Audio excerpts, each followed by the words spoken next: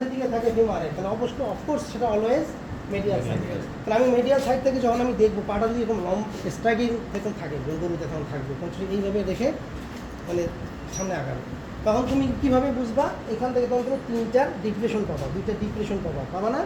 এই যে দেখো, একটা ডিপ্রেশন এই জায়গায়, একটা ডিপ্রেশন এই জায়গায়, এটা হলো মিডিল। এটা মিডিল, এই যে স্কোপিয়ার উপরে এইভাবে প্যাটেলাটা, এই যে প্যাটেলাটাকে সে ধরে আছে। তাহলে এইখান থেকে ক্রেনিয়াল টিউবারসি থেকে টিবিয়া থেকে এখানে একটা চলে গেল, এটা ল্যাটারাল।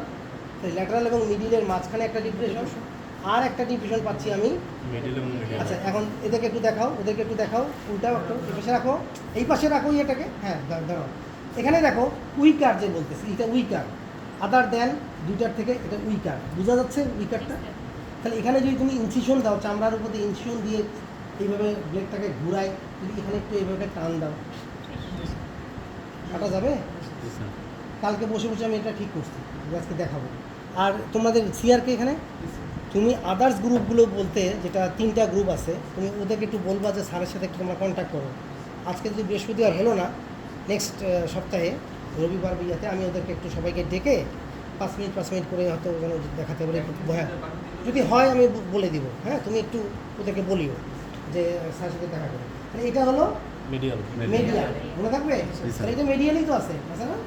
আর এটা মিডিল, আর এটা হলো চিনবইভাবে। ওকে, এখন তুমি এদেরকে বোঝাও।